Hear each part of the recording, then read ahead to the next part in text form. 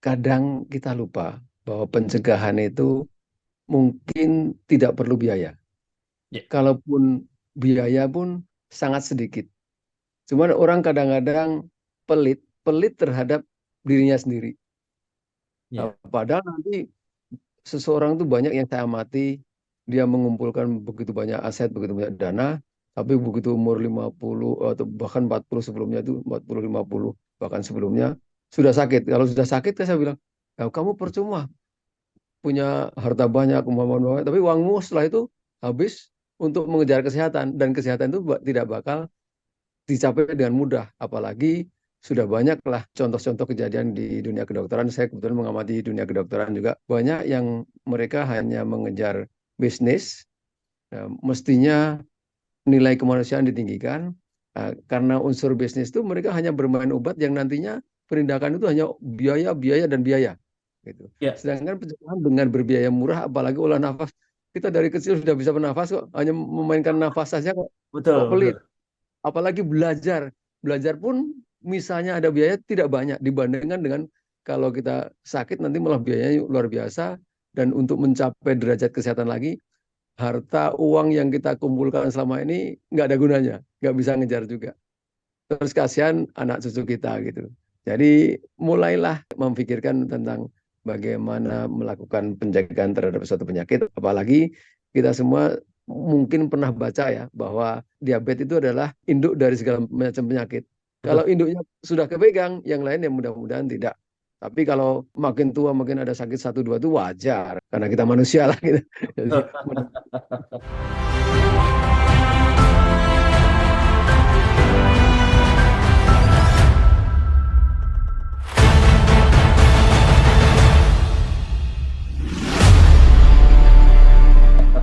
Baik, selamat malam Bapak Ibu sekalian dengan Eko Yudo Tamtomo dari Miracle of Bread Indonesia. Bersama saya kali ini ada seorang hebat yang kebetulan ingin memberikan beberapa pengalaman baru mengenai apa itu preventif. Kami memiliki program preventif yaitu program yang memang kami desain khusus hanya untuk orang-orang yang memang merasa bahwa dirinya perlu edukasi sehingga mengetahui bagaimana sehat dengan pola MOBI, yaitu pola makan yang benar dan mengetahui bagaimana metabolisme manusia bekerja, kemudian cara puasa di mana seseorang menghentikan pola makannya agar tubuh mendapat nutrisi dengan benar dan menjaga agar tidak terlalu berlebih dan kemudian dengan cara pernafasan di mana pernafasan ternyata merubah energi menjadi lebih banyak, lebih baik dan lebih membuat kesejahteraan kita kebahagiaan lebih baik. Saya kenalkan Pak Bimo Gunung Abdul Kadir, asli dari Magelang sama seperti saya, tapi beda kota. Saya di Pontianak, Pak Bimo di Jakarta Pusat. Beliau mengenal preventif ini dari nyonya yang kebetulan mengikuti program DOL. Kemudian saya tertarik dengan beberapa kisah beliau pada saat mengikuti program preventif yang dimulai bulan Mei 2024 ini. Nah, tanpa memperpanjang cerita, mohon Pak Bimo mungkin bisa memperkenalkan diri dan menceritakan pengalamannya. Apa itu preventif di MOBI dan apa manfaatnya untuk Bapak? Silakan, Pak. terima kasih Pak Eko, bahkan diberi kesempatan yang luar biasa untuk menyampaikan testimoni saya, pengalaman saya, bagaimana Olnaf atau Mobi itu sedikit banyak mempengaruhi cara berpikir saya, pengetahuan yang bagus bagi saya, dan saya yakin pengetahuan yang bagus itu harus disebarkan kepada orang lain. Sebaik-baik umat adalah yang memberikan manfaat pada orang lain. Nah, Mobi ini memberikan manfaat pada saya, dan saya yakin memberikan manfaat juga bagi orang lain, terutama yang ingin mencegah. Artinya pencegahan itu sangat penting daripada pengobatan. Itu bukan bukan hal-hal yang sekedar slogan-slogan saja, tapi saya juga mengalami.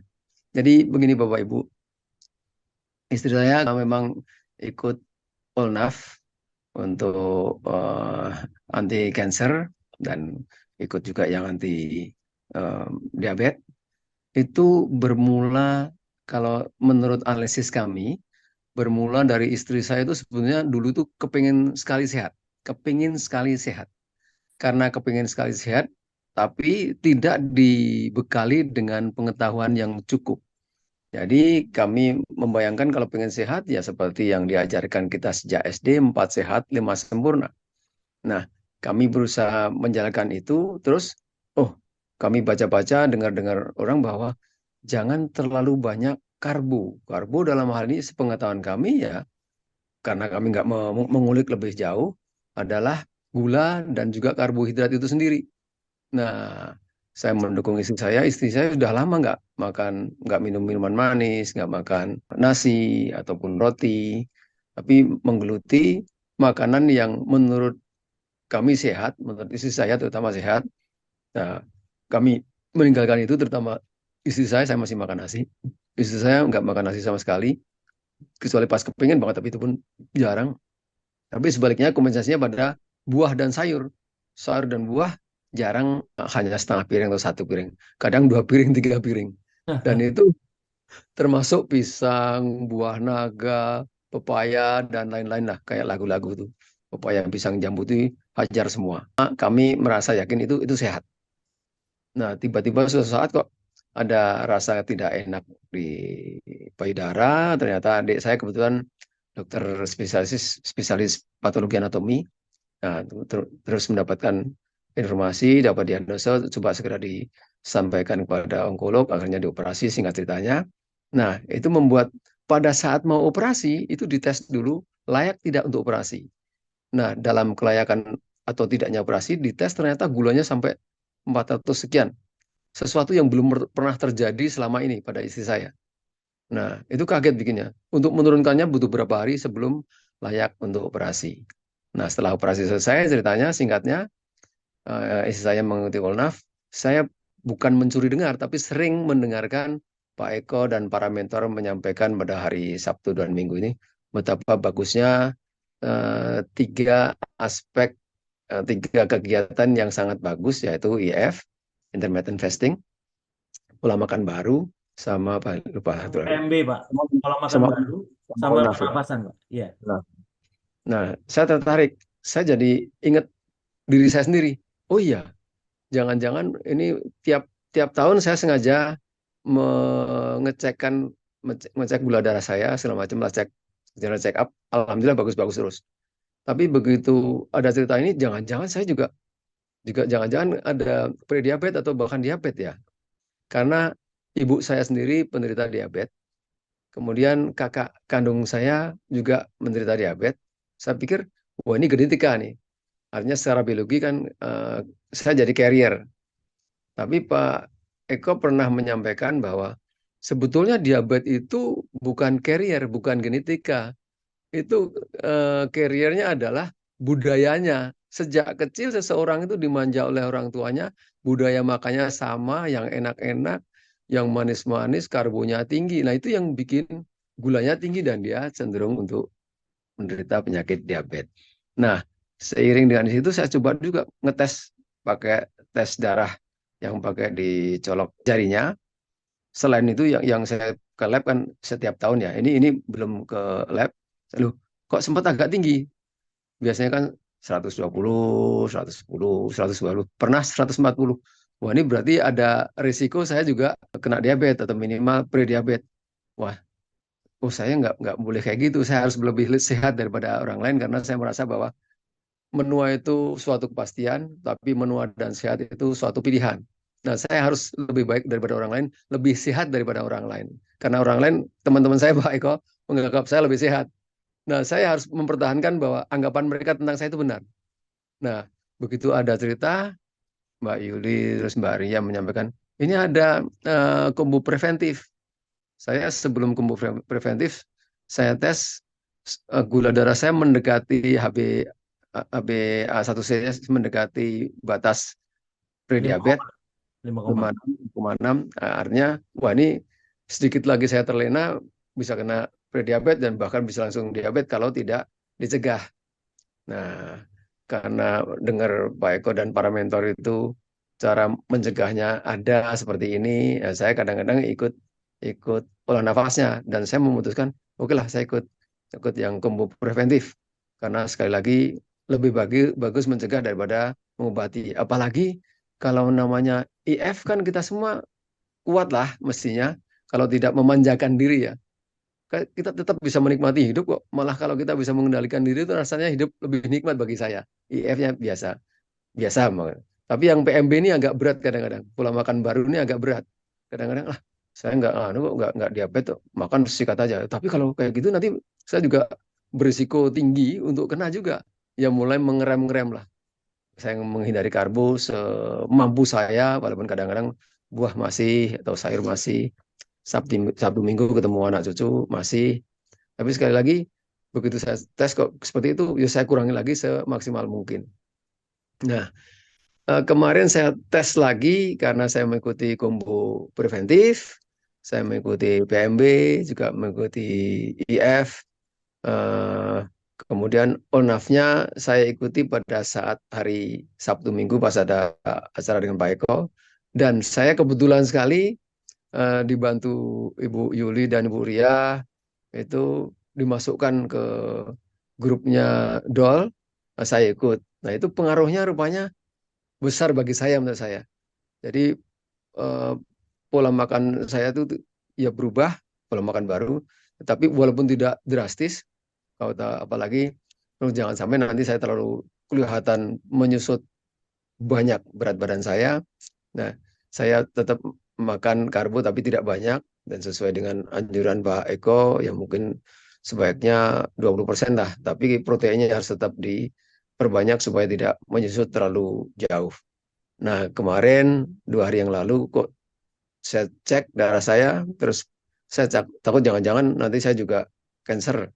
Ya, alhamdulillah dari PSA itu saya negatif dari cancer, kemudian kadar gula darah saya juga alhamdulillah bagus.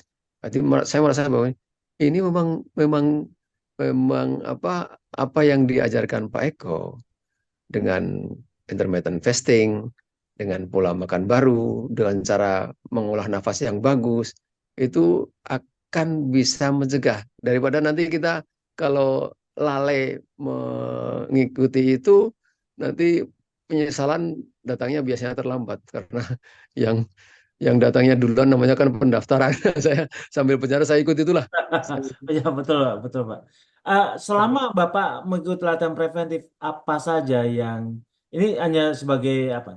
Mungkin testimoni eh, kepada teman-teman. Apa saja sih yang Bapak dapatkan selama di pelatihan preventif Pak? Dan bagaimana sebuah pengetahuan itu membuka paradigma baru tentang bagaimana itu makan dan bagaimana tentang tubuh kita bekerja Pak? Monggo Pak. ada hal yang sangat menarik di mana kalau saat mengikuti pelatihan preventif itu memang ditekankan pokoknya lebih bagus mencegah daripada mengobati. Mencegahnya adalah terapan 3 jurus tadi. Saya upayakan sedapat mungkin walaupun di luar kota. Kalau misalnya di luar kota ya saya usahakan cari makan kalau bisa beli beli telur ngerebus di hotel segala macam ya walaupun kadang-kadang bagi orang lain aneh Bapak ngapain beli telur? Kadang-kadang beli yang sudah masak itu beratnya di situ kadang-kadang. Iya, iya. Nah, kalau kalau pagi kalau di hotel kan disediakan ada omelet segala macam saya pakai itu. Bapak kalau sekarang aneh makannya? Bukan aneh, ini makan yang benar saya bilang ini. Suatu saat saya akan membuktikan bahwa karena saya yakin dengan ilmu yang diberikan Pak Eko, sekarang kalau akan saya buktikan bahwa saya bisa lebih sehat daripada kamu lah. Tapi kalau kamu makin sehat dan mau ikut kami, ya akan lebih bagus lagi. Kalau terus terang bagi saya itu kadang-kadang mengendalikan kalau keinginan kita kan beda. Begitu mencium bau nasi dibuka aja rasanya bahagia. Tung. Baru membuka periuk nasi aja bahagia. Tapi untuk apa ini bahagia semu nih? Ya udah saya tutup lagi. Dan memang di rumah kami Pak Eko, kami tidak pernah mempunyai beras. Oh, gitu. Kalau Semua suka, sudah suka protein, Pak ya? ya suka protein. Oh iya. Ya, walaupun cheatingnya sedikit-sedikit, tapi terutama saya. Kalau istri saya udah nggak mau cheating lagi nih, gara-gara cheating lagi, nah ini kadang-kadang gulanya agak naik. Nah, Oh. Eh, gimana kira-kira? bagaimana menurut Pak Bimo sendiri setelah melihat bahwa itu kan materi-materi mobil itu kan sebenarnya membentuk paradigma baru, Pak. Cara berpikir baru. apa yang menurut Bapak berbeda dengan pengetahuan-pengetahuan yang ada di luaran yang secara umum memang diketahui masyarakat dan pengetahuan yang diberikan di MOBI sendiri, Pak, dalam soal kesehatan eh, yang bisa kita cari sendiri. Jadi rupanya ada pakem-pakem yang memang harus dipahami oleh seseorang. Mungkin Bapak punya kesan tersendiri, Pak. Monggo. Ya, Pak. Jadi Pak Eko kadang-kadang orang termasuk saya ya, dulu nganggap kalau makanan bergizi ya kayak sayur, buah, susu, segala macam yang berbau karbo itu ya enak dan itu menyehatkan karena sekali lagi itu adalah pemberian ilmu sejak kecil. Jadi saya pun biasa dengan itu walaupun saya mengurangi nasi tapi yang lain tetap saya makan walaupun agak seimbang ya. Tetapi resikonya ya saya merasakan loh kok terakhir-terakhir kadang-kadang menjadi 135, sempat 137. Wah ini kalau diteruskan bisa bahaya nih, harus ada upaya lain. Nah upaya lain diantaranya mengekang bahwa oh iya ada pemberitahuan dari Pak Eko ada dikasih ilmu bahwa kalau karbo itu memang harus dihindari, ya saya hindari semaksimal mungkin. Walaupun tadi untuk menghindari karbo kan tidak gampang. Tetapi saya meyakinkan diri bahwa sebetulnya ya kalau kita niat ya gampang. Kalau kita niat betul-betul gampang menghindari yang manis-manis bisa. Nah, terus kalau saya nanti sudah berhasil, saya juga pengen ngajarkan kawan-kawan. Saya pengen walk the talk. Apa yang saya jalani, saya omongkan, ya harus saya bisa jalani gitulah. Saya ingin menyehatkan diri, tapi pengen ngajari kawan-kawan juga supaya ayolah kita bersama-sama belajar mempelajari sesuatu yang itu berguna bagi kita nanti tua dan jangan sampai nanti kita menua malah bukan hanya menyakitkan diri sendiri tapi menyakitkan keluarga nggak ada manfaatnya itu kan sangat menyedihkan. Nanti itu yang mindset saya berubah, saya arahkan ke sana. Terus kalau olah nafas sebetulnya ya mungkin memang agak susah. Memang agak susah karena masalah waktu. Bangun tidur udah setengah empat, habis itu ngaji entah ke masjid, balik lagi ngaji sebentar, mau jalan kaki, olah nafasnya kapan ya? Nah, tapi lah curi-curi lah bareng-bareng sama istri, kadang-kadang ya 10 menit, 10 menit, 10 menit lah, yang tiga tahapan olah nafas itu kami jalankan. Tapi kadang oh pagi nggak sempat ya nanti malam lah, malam nggak sempat besok lagi lah. Tapi upaya ke sana yang penting prosesnya itu ada terus. Dan itu kami nanti akan melihat juga menu-menu makanan yang disampaikan Pak Eko dan para mentor. Kemudian ya ada soda kue, kemudian ada VOO, VCO, semacam kami upayakan, kami konsumsi juga untuk mempercepat proses peningkatan derajat kesehatan kami. Dan itu ya alhamdulillah karena kami menikmati bisa berupaya mengubah mindset, ya kami tidak ada keberatan sama sekali. Ya indah-indah aja, nikmat saja. Bahagia tuh kalau pada pikiran rasanya gitu Pak Eko.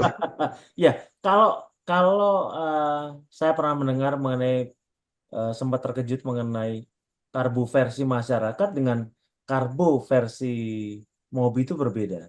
Bisa dijelaskan? Nah itu Pak Eko, itu menarik. Jadi saya sempat godain istri saya, mah jangan kebanyakan buah sama sayur loh. Lah kenapa? Lihatlah si harimau gitu ya, singa itu geraknya nggak banyak, makannya daging dia nggak makan rumput. Nah, ini. Iya. Tapi sekali gerak dia mengeluarkan kalori yang begitu besar, dia badannya ramping-ramping semua. Coba singa atau atau macan itu badannya gede, dia malah mati sendiri, dia nggak bisa ngejar buruan. Iya, iya. Tetapi sebaliknya, ya kalau kita melihat bahwa harus makan sayur dan buah-buahan, itu kayak sapi, kambing. Itu analogi aja untuk memperkuat, bukan bukan menyamakan, bukan.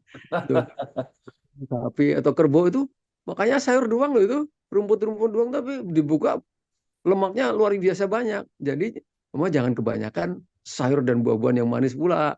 Nah, itu kami tidak membaca, tidak pernah melihat komposisi dari rumput itu sendiri. Apakah bumbunya atau tidak. Iya. Tapi begitu dijelaskan Pak Eko, oh iya ternyata gitu. Oh ternyata di tumbuh-tumbuhan yang namanya tumbuh-tumbuhan itu pasti ada karbonya dan karbo biasanya juga diikuti ada gulanya dan bisa berubah menjadi gula.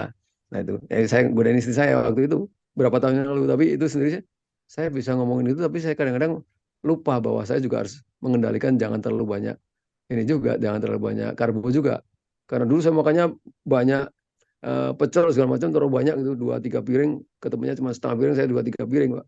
Tapi ternyata kacangnya juga banyak, karbonnya juga banyak, makanya iya juga ya. Ya itu yang belum saya kendalikan, Pak. Baik, kemudian boleh diceritakan ke kami bagaimana Bapak mendaftar ke preventif. Saya yakin banyak teman-teman kita di luaran masyarakat yang ingin mengikuti jejak Bapak, tapi tidak tahu cara menghubungi mobil. Nah, Bapak bagaimana bisa menemukan preventif dan mendapat pelatihan preventif dan mendapat manfaat? Mungkin bisa disampaikan sekilas, Pak? Kebetulan karena istri saya itu masuk di Olnaf, dia mungkin mendapatkan informasi dari Mbak Yuli, Mbak Ria, kemudian ini ada kumpul bagi bagi kumpul preventif bagi kawan-kawan, saudara, siapapun juga. Itu kalau mengikuti, jangan sampai nanti orang-orang yang kita kenal, kita sayangi, nanti karena tidak paham akan hal-hal yang sifatnya bisa preventif, nanti tahunya setelah sakit baru seperti itu. Nah, oh ada mah, daftarkanlah. Jadi sebelum sempat menyelesaikan kalimatnya pun udah daftar. Saya langsung, langsung didaftarkan istri saya. Iya, Jadi iya. mungkin bayangan saya mungkin kalau kalau ini jangan-jangan sudah dilakukan Pak Eko dan kawan-kawan, diinformasikan juga melalui YouTube YouTube itu ada testimoni di YouTube itu bagus juga itu. Betul, betul, Pak. Kita Toh mau iya. Eh, penyakit degeneratif itu jumlahnya melonjaknya luar biasa. Untuk diabetes itu sudah hampir 10% dari penduduk Indonesia, Pak, jumlahnya. Dan itu belum termasuk sama degeneratif yang lain. Menurut kabar terbaru dari 2023 bahwa penduduk Indonesia yang sakit diabetes itu sudah nyaris 20 juta orang, Pak. Iya, nyaris 20 juta. Sekitar 18-an sekian. Dan biasanya kalau udah sakit diabetes, itu pasti akan diikuti dengan penyakit-penyakit lainnya. Dan itu sudah menjadi apa ya? Sudah menjadi sesuatu yang kita maklumi bahwa sakit diabetes akan menurunkan anak-anak penyakitnya. Dan combo preventif itu gunanya adalah memberikan pemahaman jangan sampai orang sakit. Ya, jadi dia punya pilihan bahwa saya ingin tetap sehat sampai tua, sampai kita dipanggil nanti, Pak. Iya, iya, Pak. Betul. Ya, kira-kira seperti itu. Baik, Pak Bimo, eh, apa kesan dan mungkin pesan-pesan buat teman-teman luar, di luar tentang manfaat yang Pak Bimo rasakan dan mungkin ajakan mungkin untuk ikut di combo preventif bersama-sama kami, Pak, mendapatkan edukasi tentang bagaimana itu sehat dan menghadapi hari tua. Silakan, Pak. Kadang kita lupa bahwa pencegahan itu mungkin tidak perlu biaya. Ya, Kalaupun biaya pun sangat sedikit. Cuman orang kadang-kadang pelit terhadap dirinya sendiri. Nah, ya, padahal nanti seseorang tuh banyak yang saya amati, dia mengumpulkan begitu banyak aset, begitu banyak dana, tapi begitu umur 50 atau bahkan 40 sebelumnya itu 40 50 bahkan sebelumnya sudah sakit. Kalau sudah sakit kan saya bilang, "Ya, kamu percuma punya harta banyak, kemampuan banyak, tapi uangmu setelah itu habis untuk mengejar kesehatan dan kesehatan itu tidak bakal dicapai dengan mudah. Apalagi sudah banyaklah contoh-contoh kejadian di dunia kedokteran. Saya kebetulan mengamati dunia kedokteran juga. Banyak yang mereka hanya mengejar bisnis, mestinya nilai kemanusiaan ditinggikan. Karena unsur bisnis itu mereka hanya bermain obat yang nantinya penindakan itu hanya biaya, biaya, dan biaya. Gitu. ya, Sedangkan pencegahan dengan berbiaya murah, apalagi olah nafas, kita dari kecil sudah bisa bernafas kok, hanya memainkan nafas saja kok betul, pelit. betul. Apalagi belajar. Belajar pun misalnya ada biaya tidak banyak dibandingkan dengan kalau kita sakit nanti malah biayanya luar biasa dan untuk mencapai derajat kesehatan lagi harta uang yang kita kumpulkan selama ini nggak ada gunanya, nggak bisa ngejar juga. Terus kasihan anak cucu kita gitu. Jadi mulailah memikirkan tentang bagaimana melakukan pencegahan terhadap suatu penyakit. Apalagi kita semua mungkin pernah baca ya bahwa diabetes itu adalah induk dari segala macam penyakit. Kalau Betul. induknya sudah kepegang, yang lain ya mudah-mudahan tidak. Tapi kalau makin tua makin ada sakit satu dua itu wajar karena kita manusia lah gitu. Jadi Iya, iya. Baik, Pak Bimo, terima kasih banyak untuk bincang-bincang kita, memberikan pengalaman Bapak dan berbagi kepada teman-teman di luar, berbagi kepada teman di anggota masyarakat lain sehingga mengerti bagaimana sehat itu bisa kita pilih dengan cara melakukan tindakan-tindakan preventif sebelum penyakit itu datang. Ini sangat bermanfaat dan eh, sangat membesarkan hati, Pak. Terima kasih untuk pertemuan di malam ini. Hari ini hari Kamis 29 2024 yang sangat berkesan. Salam untuk keluarga, salam untuk anak-anak, Pak. Cucu Bapak sekalian, kami Siap, siap. sangat berterima kasih dengan perbincangan di malam ini. Terima kasih banyak, Pak. Makasih, Pak. Mudah-mudahan juga Bapak Ibu sekalian, para pemirsa juga bisa mendapatkan manfaat apabila Bapak Ibu tertarik dengan program-program dari Mobit Roma untuk preventif, di mana preventif itu memberikan pengetahuan-pengetahuan bagi anggota masyarakat yang tidak sakit dan tidak ingin sakit, bagaimana memelihara dirinya sendiri agar selalu sehat, maka bisa menghubungi admin yang nanti akan tertulis di deskripsi dan juga pada running text. Demikian, terima kasih Bapak Ibu sekalian untuk perhatian Anda dan selamat malam. Malam, Ya, Pak Eko. Terima ya, kasih. terima kasih.